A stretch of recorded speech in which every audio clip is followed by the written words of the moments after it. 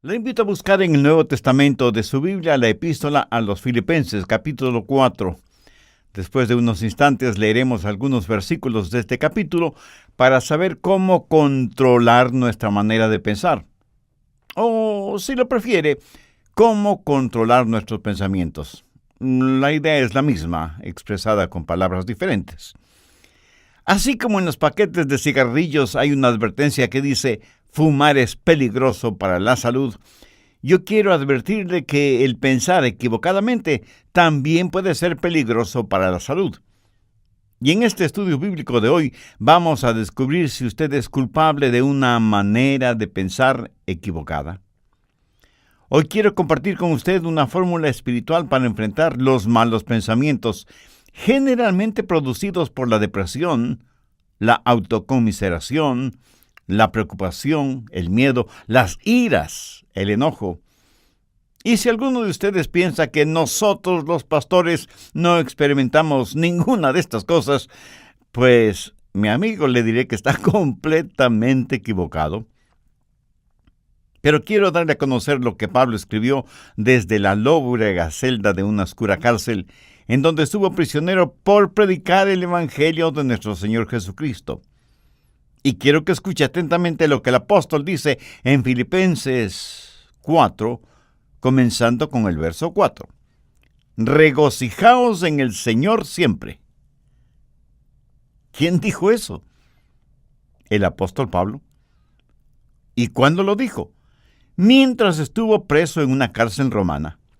Regocijaos en el Señor siempre. Otra vez os digo, regocijaos.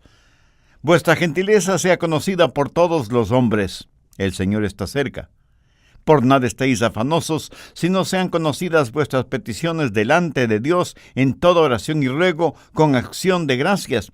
Y la paz de Dios, que sobrepasa todo entendimiento, guardará vuestros corazones y vuestros pensamientos en Cristo Jesús. Recuerde que estamos hablando de cómo controlar sus pensamientos, cómo controlar su manera de pensar.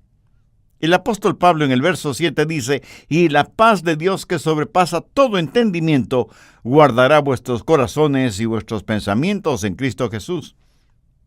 Pero ahora deseo que preste mucha atención a lo que dice el verso 8.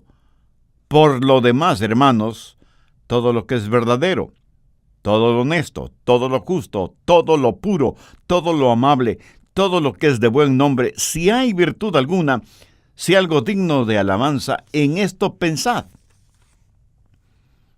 La Biblia dice que un hombre es lo que piensa. Por lo tanto, ¿cómo proteger sus pensamientos?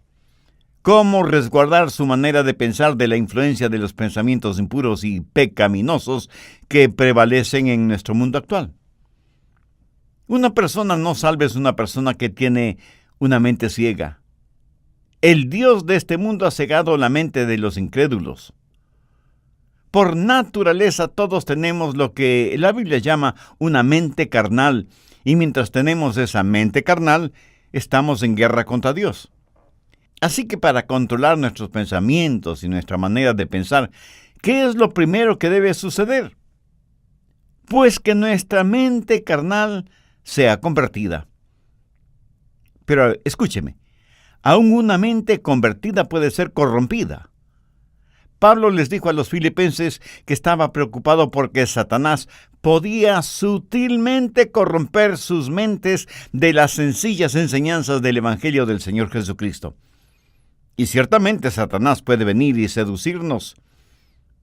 Una mente cristiana puede ser seducida y alejada de las verdades bíblicas.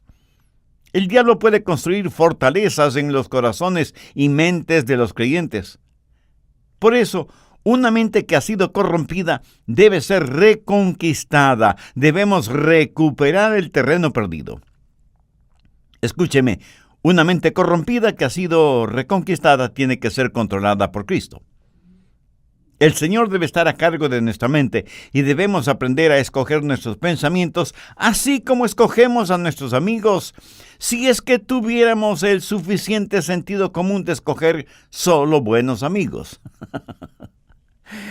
Debemos tener ciertos parámetros para saber la clase de pensamientos que debemos admitir en nuestra mente y aquellos que debemos desecharlos en forma absoluta.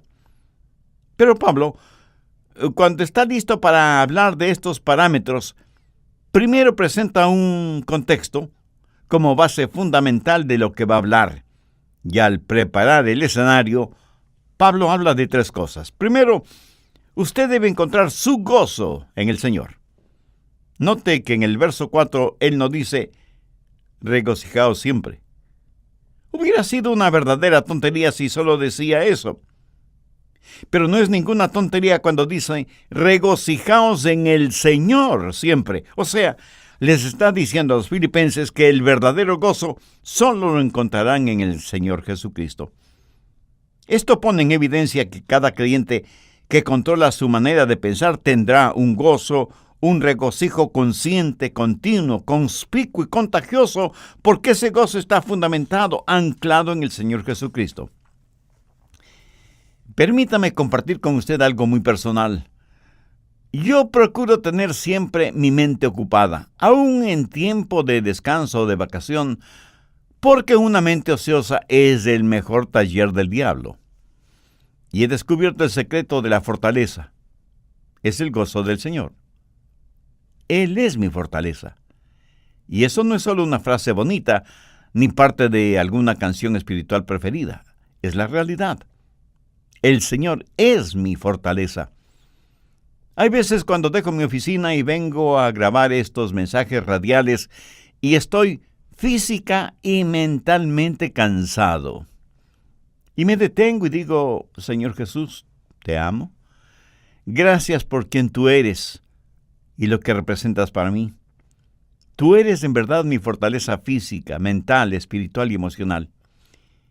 Y casi de inmediato siento el poder y la fortaleza que inunda mi cuerpo y sé, sin la menor sombra de duda, que el Señor es mi fortaleza. Y por eso me regocijo siempre en el Señor. Por favor, busque Juan 15:11. Estas cosas os he hablado para que mi gozo esté en vosotros y vuestro gozo sea cumplido. De paso, quiero decir que el gozo en Jesús es el único gozo que permanece. Si su gozo depende de alguna otra persona o de alguna cosa, ese es un gozo pasajero que no permanece. Que alguien o algo puede quitárnoslo. Yo me alegro de que el gozo de Pablo no era porque estaba en libertad, porque le hubiera sido completamente fácil decir que estaba gozoso si tenía libertad. Pero él dijo que tenía pleno gozo estando en la cárcel. Así que no tenga su gozo de las circunstancias. No pretende encontrar su gozo en las diversiones. No espere encontrar gozo genuino en los negocios. Ni se engañe creyendo que el verdadero gozo está en tener amigos, aunque sean buenos amigos. Tampoco el tener buena salud es fuente de gozo verdadero. Todas estas cosas que he mencionado le pueden proporcionar ciertas alegrías pasajeras, pero nunca un gozo genuino y verdadero. El único manantial de gozo profundo y permanente es el Señor Jesucristo. Regocijaos en el Señor siempre. Otra vez digo, regocijaos. Segundo, recuerde que Dios siempre está cerca. Reconozca la presencia de Dios continuamente. Pablo en el verso 5 de Filipenses 4 dice, vuestra gentileza sea conocida de todos los hombres, el Señor está cerca. Escúcheme, la expresión el Señor está cerca no es en referencia a la segunda venida de Cristo, sino que describe la realidad de lo que Pablo estaba experimentando en esa prisión romana. Y él dice, el Señor está aquí, conmigo, aún en esta celda. En Juan 14:16, el Señor Jesús dijo, y yo rogaré al Padre, y os dará otro consolador, para que esté con vosotros para siempre. La forma de tener una saludable actitud mental es encontrando gozo en el Señor y estar consciente de la constante presencia de Dios. Cuando usted hace esto, lo maravilloso es que Jesús le ayuda a llevar sus problemas. Es como si Pablo estuviera diciendo, aunque estoy aquí en la prisión, el Señor Jesús está conmigo. ¿Sabe? El Señor Jesús no vino para sacarle de los problemas, sino para vivir esos problemas con usted. ¿No es eso maravilloso? El otro día estuve leyendo acerca de unos prisioneros en la época de José Stalin en Rusia, cuando perseguían ferozmente a los cristianos y los mataban. Un grupo de 20 cristianos estaba reunido en un edificio cuando Stalin, al frente de un pelotón de soldados, entró en el recinto y comenzó a hacer una lista de quienes estaban reunidos allí. Un oficial vino y le informó que había 30 personas. Entonces uno de los cristianos dijo: oficial, está equivocado. Estamos aquí 31 personas porque Jesús está aquí con nosotros. Hermoso, ¿no le parece?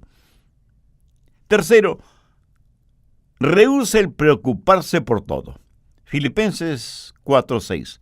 Por nada estéis afanosos, sino sean conocidas vuestras peticiones delante de Dios en toda oración y ruego, con acción de gracias. ¿Lo captó? Por nada estéis afanosos. En el original griego esta frase conlleva la idea de algo que se desgarra. Y eso es exactamente lo que la preocupación hace, nos desgarra interiormente. En un lado está el temor y en el otro lado está la esperanza, y usted se encuentra exactamente en la mitad. ¿Qué es lo que Pablo dice? Por nada estéis afanosos. En varias de sus enseñanzas, el Señor Jesucristo dejó muy claro que no valía la pena el vivir lleno de preocupaciones. Con las preocupaciones, nadie ha podido añadir ni un solo centímetro a su estatura, ni ha podido solucionar algún problema, o disminuir una carga, o secar una lágrima. La preocupación, mi amigo, no tiene ningún valor y además es una gran pérdida de tiempo. Consume nuestras energías. La preocupación no sirve absolutamente para nada. La preocupación no quita la incertidumbre del mañana, pero sí succiona la energía de hoy y cubre con sus oscuras nubes el brillo del sol de hoy. Jesús dijo que son los paganos los que se preocupan desmedidamente por todo, y que nosotros como hijos e hijas de Dios no debemos ser como ellos porque Dios cuida de nosotros. Pablo se prepara para decirnos cómo proteger nuestros pensamientos y por eso pone como trasfondo el gozo del Señor, para que reconozcamos que Cristo siempre está con nosotros, para que dejemos de preocuparnos desmedidamente por todo. ¿Pero cómo hacerlo? Por nada estéis afanosos, si no sean conocidas vuestras peticiones delante de Dios en toda oración y ruego con acción de gracias. ¿Tiene usted algún problema que lo considera como un gran problema? Deseo que este mismo momento piense en el problema más grande que usted está enfrentando en la actualidad. ¿Ya lo tiene en su mente? Bien. Ahora, duplíquelo en tamaño. Sí que es enorme, ¿verdad? Ahora permítame preguntarle, ¿es ese su problema más grande que Dios? ¿O demasiado grande para Dios? Por supuesto que no. Véalo a la luz de Dios, recordando que para Dios no hay nada imposible. Y si usted puede orar por las cosas grandes, eso quiere decir que también puede orar por las cosas pequeñas. El peligro no es que fallemos en orar por las cosas grandes, sino que dejemos de orar por las cosas pequeñas. Por eso el consejo de Pablo es: sean conocidas vuestras peticiones delante de Dios en toda oración y ruego con acción de gracias. Cuarto, desarrolle un espíritu de gratitud. Esto es en preparación para que usted pueda revisar su manera de pensar. Puede evaluar sus pensamientos para saber si los deja o no entrar en su corazón y en su mente. Tenga un espíritu de gratitud. Ore acerca de todo y dé gracias a Dios por todo, lo grande y lo pequeño, lo que es importante y lo que parece insignificante. Deje que sus peticiones sean conocidas delante de Dios. No sé si se habrá dado cuenta, Pero muchas veces nos quejamos cuando no deberíamos hacerlo. Déjeme contarle lo siguiente. Hace algún tiempo ya viajaba en el automóvil de un amigo. Él iba manejando y yo le iba contando que nuestros hijos, unos estaban en una escuela privada, otros en el colegio y otros en colegios cristianos. Y me quejaba por el altísimo costo de la educación de nuestros hijos. Mi amigo me escuchaba y me observaba. De pronto dijo: daría cualquier cosa en el mundo si es que mi hijo pudiera ir al colegio. Y pensé, qué espíritu de ingratitud el mío. Mi amigo tenía un hijo rebelde, es lo que generalmente decimos una oveja negra. Mi amigo estaba dispuesto a pagar cualquier cosa con tal que su hijo quisiera ir a estudiar. Y aquí estaba yo quejándome amargamente de cuán cara era la educación de mis hijos. Paradójico, ¿no le parece? ¿Alguna vez se ha quejado porque tiene que lavar o secar los platos? Hay muchas personas en muchos países del mundo que les gustaría tener platos aunque fueran sucios. ¿Me escuchó? Quiero decir que los platos sucios son una señal de que usted tuvo algo en qué comer. Una cuchara, un tenedor, cuchillo para comer. Mi amigo, hay millones de personas que usan sus manos, sus dedos para comer y ni siquiera tienen agua para lavarlas después. Hay que saber cultivar un espíritu de genuina gratitud hacia Dios. Ahora, todo esto no es más que el escenario para saber cómo controlar sus pensamientos. Es como el estar en un aeropuerto y pasar por los controles de seguridad que tienen sensores para detectar cualquier objeto que pudiera considerarse peligroso o algunas sustancias prohibidas que algunas personas tratan de pasar de contrabando. Los servicios de seguridad en los aeropuertos no permitirán que usted se embarque en un avión llevando esas cosas prohibidas. El apóstol Pablo presenta una especie de lista en el verso 8 y quiero que ponga mucha atención a su contenido. Por lo demás, hermanos, todo lo que es verdadero, todo lo honesto, todo lo justo, todo lo bueno, todo lo puro, todo lo amable, todo lo que es de buen nombre, si hay virtud alguna, si algo digno de alabanza, en esto pensad. Si usted lo piensa detenidamente, estas son pruebas que determinan lo que usted admitirá en su mente. Son como los controles de seguridad en los aeropuertos. ¿Qué control de seguridad tiene usted para el acceso a su mente, a su corazón? Permite que cualquier pensamiento, por inmundo y malo que sea, deambule con toda libertad por su mente. Bien, ahora quiero que note algunas cosas muy importantes. Primero, la prueba de la dependencia o confianza. Aquí debemos hacernos algunas preguntas. ¿Es verdadero? ¿Puedo confiar en eso? ¿Puedo depender de eso? Todo lo que es verdadero. ¿Sabe que vivimos en una generación que no pregunta si algo es verdadero? La pregunta importante en nuestros días es: ¿trabaja? ¿Da resultado? No deje que ninguna cosa prohibida penetre en los recintos de su mente y que cómodamente se instale allí. No la absorba en su corazón, ni la haga parte de su filosofía de la vida. Si algo no es genuino o verdadero, no permita que sea parte de su forma de pensar. Evalúelo todo de acuerdo a la Biblia, que es la fuente primordial de la verdad. Segundo, la prueba del respeto. Pablo dice, todo lo que es verdadero, todo lo honesto. Y aquí la palabra honesto literalmente significa honorable. Hace referencia a cosas que son honorables, honrosas. ¿Permite usted que cosas deshonrosas se acumulen en su mente? Guarda mentalmente cosas que no son dignas de su respeto.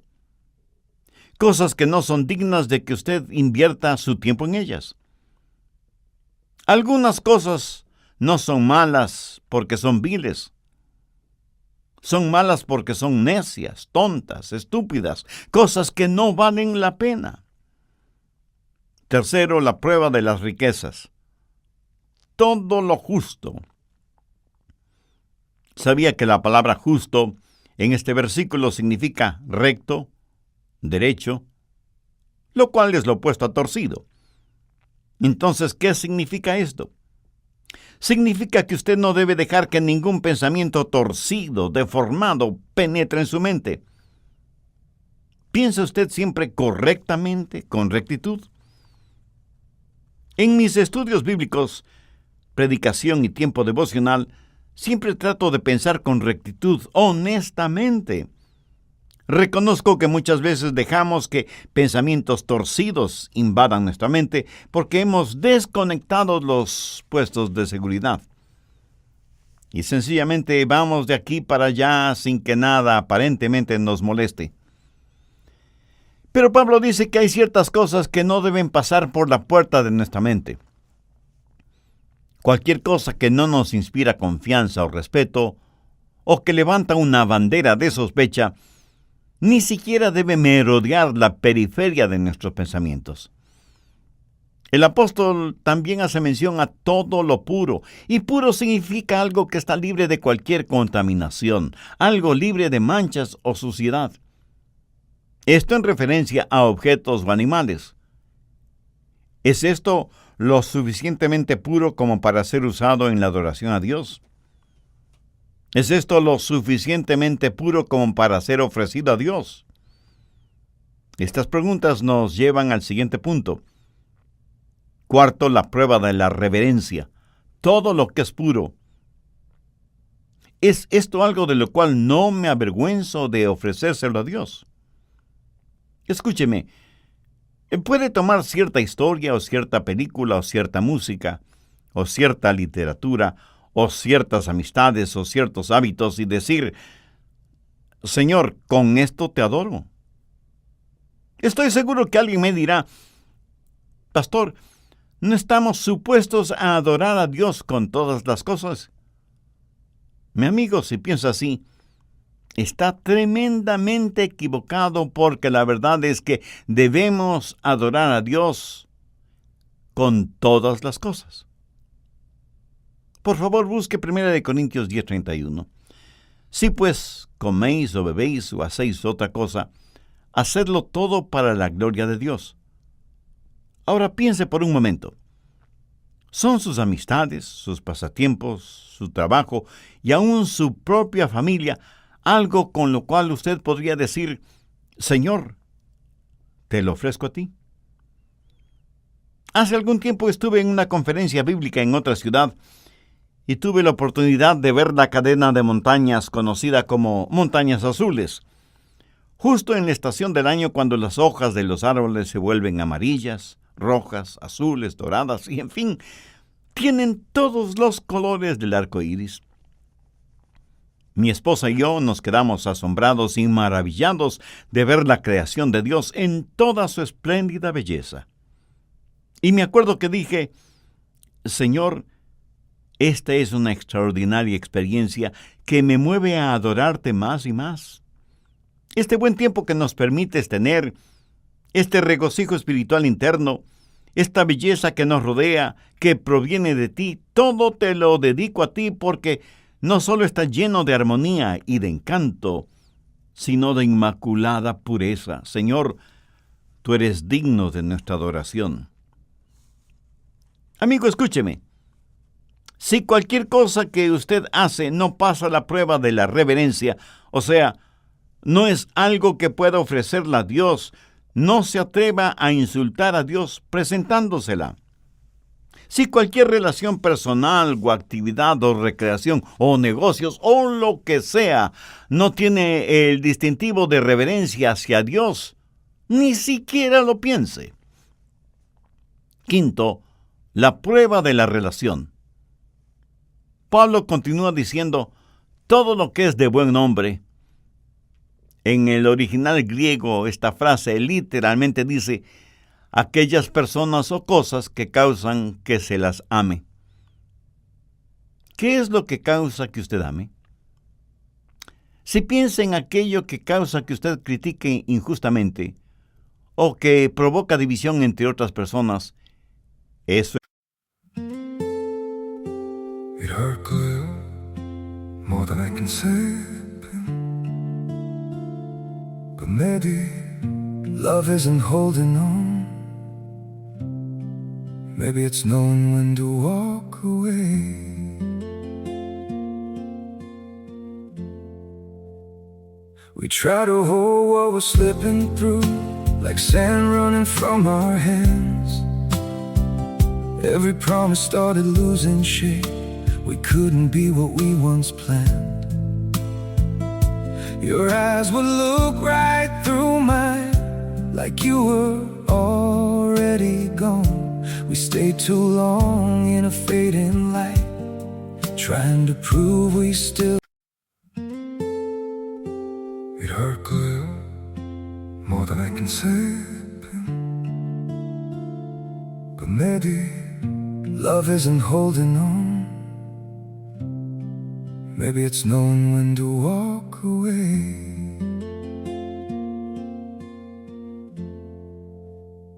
We try to hold what we're slipping through, like sand running from our hands. Every promise started losing shape. We couldn't be what we once planned. Your eyes would look right through mine, like you were already gone. We stayed too long in a fading light, trying to prove we still.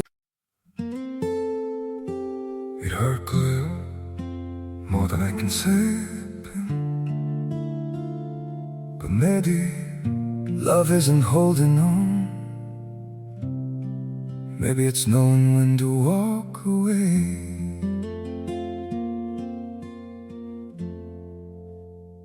We try to hold what we're slipping through, like sand running from our hands. Every promise started losing shape. We couldn't be what we once planned. Your eyes would look right through mine, like you were already gone. We stayed too long. es erróneo, negativo, malo. Todo lo que es de buen nombre tiene la connotación de ser guiados hacia el amor. Lo que piensa le guía hacia el amor. Tal vez alguien me pregunte, pastor, ¿eso significa que tengo que aprobar lo que otras personas hacen? Sí y no. Si lo que hacen es bueno, beneficioso, ejemplar, útil, usted lo aprueba. Si es algo negativo, perturbador, divisivo o destructivo, por supuesto que usted no debe aprobarlo. Y no se necesita ser un genio para entender esto, ¿verdad? Pero el que no apruebe lo que otras personas hacen, por la razón que sea, eso no significa que no debe amarlas. Dios nos acepta a cada uno de nosotros, aunque obviamente no aprueba lo que como pecadores hacemos. Sexto, la prueba del refinamiento. Todo lo que es de buen nombre. Esto hace referencia a algo de categoría, buena educación, refinamiento, algo que es bueno sin mayores explicaciones. Verá, en todas partes del mundo y en todos los niveles sociales hay personas chismosas. Permítame decirle con genuina tristeza que la iglesia no es una excepción. Yo creo que el chisme es una especie de enfermedad que causa la pérdida de la memoria. Hasta ahora no he conocido a ninguna persona chismosa que admitiera ser chismosa. Por lo general, una persona chismosa comienza de la siguiente manera. Bueno, usted me conoce y sabe que no me gusta eso de los chismes, pero sabía que... Y comienza su chismografía con un aire de santidad y confidencialidad, como si estuviera contando una verdad absoluta. ¿Conoce usted a personas así? Ahora, si una persona hace algo y no sabe que lo ha hecho, debo pensar que esa persona tiene un tornillo suelto en su cerebro. Lo triste es que hay personas a quienes les gusta, les deleita el escuchar cosas que no son de buen nombre, relacionadas con otras personas. La gente usa sus oídos como tarros de basura y luego se sorprenden de que los demás siempre estén botando basura verbal en sus oídos.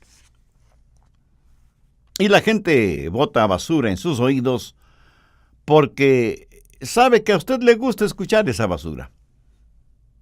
Y por eso usted sabe de todo el lodo moral, emocional y espiritual que hay en su barrio. En lo negativo, usted sabe todo de todos. La clase de personas que son los nuevos vecinos, que a determinada jovencita ya no se la ve porque está embarazada sin haberse casado, y sus padres, para evitarse la vergüenza, la mandaron a vivir con sus abuelos, que viven muy lejos. Que el hijo de los Pérez está preso por manejar en estado alcohólico, etcétera, etcétera. Y la gente permite que todos estos malos pensamientos tomen residencia en su corazón y su mente. Pablo, al finalizar este tema, dice: si hay virtud alguna, si algo digno de alabanza, en esto pensad. Esto es tan sencillo y, sin embargo, tan maravilloso.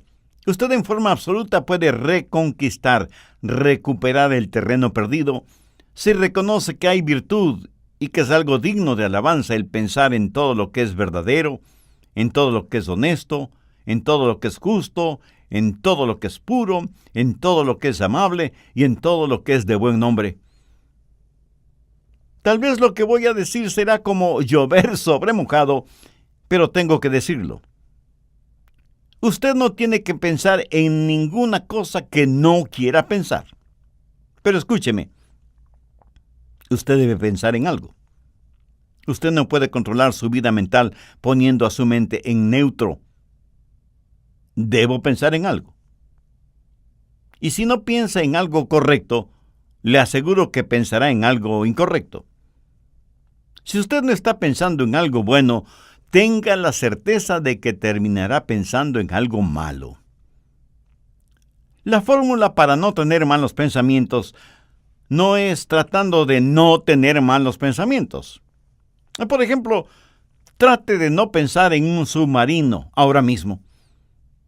¿Está seguro que no está pensando en un submarino en este mismo instante? Bien, la única forma para no pensar en un submarino en este momento no es tratando de no pensar en un submarino, sino tratando de pensar en algo diferente. Y las personas que están tratando de no pensar en un submarino están pensando en el submarino acerca del cual tratan de no pensar. Qué interesante, ¿verdad? El apóstol Pablo, escribiendo a los hermanos, a la iglesia en Roma, les dijo: no seáis vencidos de lo malo, sino vence con el bien el mal. Deje que los buenos pensamientos inunden su mente y mantenga su corazón y su mente enfocados en el Señor Jesucristo. En Filipenses 4:7 leemos: y la paz de Dios, que sobrepasa todo entendimiento, guardará vuestros corazones y vuestros pensamientos en Cristo Jesús. Es casi imposible de explicar, pero estamos llamados a tener la mente de Cristo.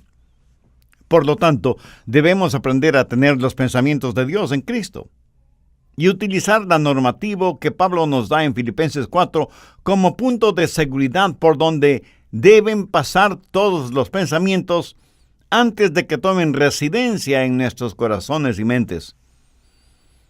Y sea agradecido con Dios por su preciosa palabra. Debemos orar para que nos ayude a mantener nuestros pensamientos, nuestras mentes, nuestros corazones bajo la sangre de Cristo. Entre quienes me escuchan en este mismo momento, ¿habrá alguien que quiera entregar su corazón al Señor Jesucristo? Alguien que quiera ser salvo, independientemente de la edad que tenga o del nivel social o financiero al que pertenezca.